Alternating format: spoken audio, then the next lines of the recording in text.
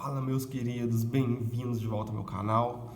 Hoje a gente vai falar sobre processos de transferência de calor. Bom, vamos lá. A gente já falou sobre calor e temperatura. A gente falou sobre a influência do calor nos materiais, né? A gente falou que o que é o calor? O calor é energia térmica, está ele fluindo quando há diferença de temperatura, né? E aí a gente estudou consequências do calor nos corpos, né? Por exemplo, o calor pode fazer o corpo aumentar a sua temperatura e aí pode fazer ele dilatar, por exemplo, né? Ou contrair, se for retirado o calor desse corpo. A taxa com a qual o calor é fornecido ali ao corpo e a temperatura dele é variada, a gente chamou isso de capacidade térmica, né? E aí quando a gente dividiu isso pela massa, a gente teve o calor específico, que está ligado à substância, né?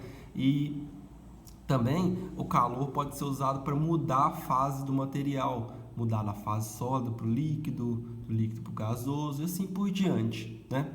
Mas a gente não se perguntou como o calor se propaga, né? Essa é a questão. Como que o calor está se propagando ali de um corpo para o outro? Isso ainda não foi discutido e a gente discute agora do que a gente chama de processos de transferência de calor, né? São 3 processos de transferência de calor. São chamados de condução, convecção e irradiação. Esses 3 métodos aí são os nos quais o corpo propaga calor entre si, né? Bom, vamos falar do primeiro método de propagação de calor, chamado condução térmica. Nesse processo, galera, a energia é transmitida partícula a partícula sem o transporte das partículas, né? Você pode exemplificar isso aqui com quando você segura ali, ó, você está com a mão, né, sua mão segurando um pedaço de metal, sei lá, pode ser uma faca, segurando no fogo, por exemplo, tá? O fogo, ele vai estar transmitindo calor ali por meio que a gente vai chamar de irradiação, que a gente vai estudar mais a fundo depois. Ele vai estar transmitindo calor ali para as moléculas no qual ele está em contato, assim, entre aspas, né? Bom, normalmente você vai ver que quando você está lá segurando essa barrinha de metal, essa faca, por exemplo, no início você não vai sentir nada, você vai sentir como se ela estivesse na mesma temperatura. Só que depois de um tempo, você vai sentir que a temperatura dela aumentou. Ora, quer dizer o quê? Se a temperatura dela aumentou, ela absorveu o calor, certo? Mas você não sentiu isso de imediato, você sentiu logo após um tempo. Por quê? Porque as moléculas ali, os átomos, as moléculas que estão próximas ao fogo, elas absorvem o calor ali por irradiação. Mas elas vão propagando esse calor, molécula a molécula, molécula a molécula, até aquecer até aumentar o grau de vibração das moléculas vizinhas, aquecendo elas, né? E aí que você sente ali a temperatura da barrinha aumentar. Ou seja, o calor ele foi se propagando ali através da barra por um meio que a gente chama de condução térmica, né? Como que acontece condução térmica? Ali, ó, as moléculas que estão em contato com o fogo, elas ficam mais agitadas, né? E aí por meio de colisões, vou chamar colisões entre aspas, tá? Por meio de colisões, elas vão colidindo ali com as moléculas vizinhas, fazendo as moléculas vizinhas vibrarem cada vez mais. Eles vão transmitindo essa energia cinética molécula a molécula. No fundo, não são colisões, são interações eletromagnéticas, mas para simplificar, a gente usa como se fossem colisões ali, ó. Eles vão colidindo com as moléculas vizinhas, transferindo energia cinética ali, fazendo as moléculas vizinhas vibrarem cada vez mais e aí assim aumentando a sua temperatura, né? Bom, tem materiais que fazem isso muito bem, transferem calor com facilidade, né? E com rapidez e de forma homogênea. Esses materiais, a gente chama eles de condutores térmicos. Eles vão ter o que a gente chama de elevado coeficiente de condutibilidade térmica. A gente vai ver daqui a pouco isso, tá? Exemplos de materiais assim são os metais em geral. Por isso que a gente usa uma panela de metal, né? A gente quer aquecer um alimento, cozinhar ele, né? Transferir calor para esse alimento. E aí, nada melhor do que um material que faz isso com facilidade. Um condutor térmico, ele vai conduzir o calor ali para todo o alimento, né, de forma homogênea. Uma chapa de de fazer sanduíche, por exemplo. Por que ela é de metal? Porque aquele metal ali vai transferir o calor para o sanduíche de forma homogênea, a chapa ficar mais ou menos aquecida igualmente, né? Mesmas extremidades.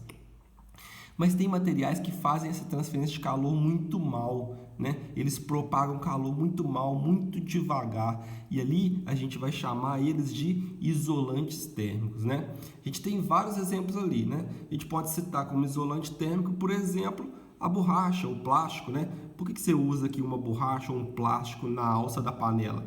Para não queimar a mão, né? Obviamente. Por quê? Se você encostar ali no metal, de ferro aqui mesmo, encosta no metal ali, esse metal vai transferir calor muito rapidamente para você. Ele vai estar aquecido e transfere muito calor para você, ó, rapidamente ali, o que vai fazer com que você queime sua mão, que não é o que você quer, né? Então o que você faz? Você coloca ali um isolante térmico, de forma que quando você coloca a mão ali, você não vai queimar. Por quê? Porque ele vai transferir calor para você muito lentamente e aí não queima sua mão, beleza? Tem várias aplicações diversas que a gente pode citar, né? Outro exemplo aqui, um cobertor. Para que serve um cobertor? Um cobertor é nada mais do que um isolante térmico.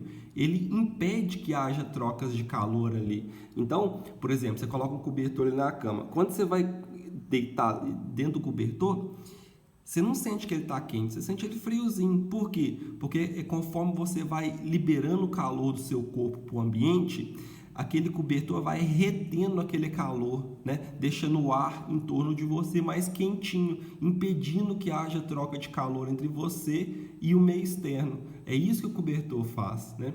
O cobertor, inclusive, serviria para manter um objeto mais frio, por exemplo. Tem lá uma latinha de Coca-Cola 5 graus Celsius, bem geladinha. Se eu deixar ela no ambiente, o ambiente vai transferir calor para ela, vai esquentar. O que eu posso fazer? Eu posso enrolar ela numa manta térmica ali, num cobertor, e aí esse cobertor, por ser um isolante térmico, vai impedir que haja trocas de calor do meio externo com a latinha. Ou seja, vai deixar ali a latinha fria durante mais tempo, beleza? Outros exemplos de isolante térmico a gente pode citar a madeira, borracha, serragem, isopor, vidro, água, gelo, ar, lã. Aí você vai dizer, uai, Diego, peraí, o gelo é um isolante térmico? Sim, o gelo é um isolante térmico. Por isso que os iglus ali, ó, são feitos de gelo, né? O cara tá ali num lugar muito frio, né? Regiões árticas, né? Polos, norte, sul, por exemplo, um lugar muito frio, ele faz uma casinha de gelo para se aquecer. Olha que curioso. Por quê? Porque o gelo, por ser um isolante térmico, ele vai funcionar como se fosse um cobertorzinho ali. O cara vai entrar, né? E o calor que vai irradiar ali vai ficar retido naquele ambiente. Deixa o ambiente um pouquinho mais quentinho, né? O isopor. Por que a gente usa isopor para manter as coisas frias, por exemplo? Porque o isopor vai impedir que haja troca de calor com o meio externo, né? Vai dificultar, no caso. E ali, então, o calor não vai ser transferido do meio externo para o meio interno. Por exemplo, coloca novamente uma latinha de refrigerante bem geladinha lá dentro do isopor. O isopor vai impedir que o calor seja propagado do meio externo para o meio interno. E aí, a latinha não absorvendo calor, ou absorvendo muito pouco, ela vai variar a temperatura dela muito pouco, sacou? Bom, outro exemplo de isolante térmico é a água. Aí você pode falar assim, não, mentira, Diego, a água não, porque eu faço um cafezinho ali, todo dia cedo faço um cafezinho, rapidinho a água esquenta.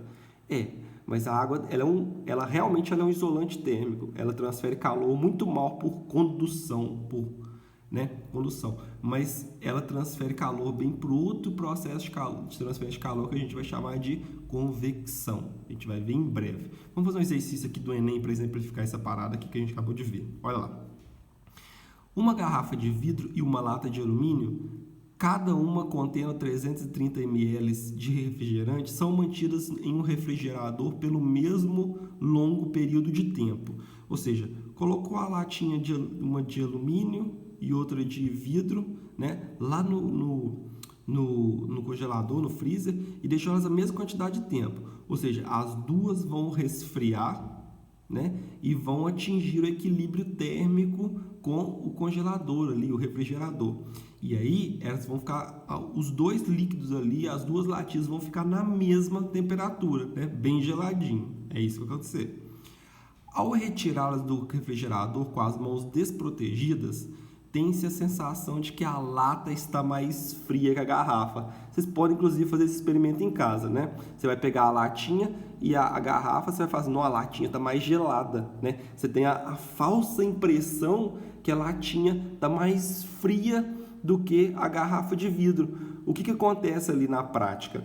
O que acontece é que a latinha e a garrafa de vidro estão na mesma temperatura, só que como a latinha é um melhor condutor térmico do que a garrafa, ela tem uma condutibilidade térmica maior do que a garrafa, ela vai absorver calor da sua mão mais rápido do que a garrafa. E aí você perdendo calor na mão que está com a latinha mais rápido do que com a garrafa, você vai pegar e ter a impressão de que a latinha está mais fria. Por quê? Porque você está perdendo calor mais rápido, seu corpo vai ter a sensação de frio maior ali naquela situação, né? E aí fala assim, ó, é correto afirmar que a lata está realmente mais fria? Não.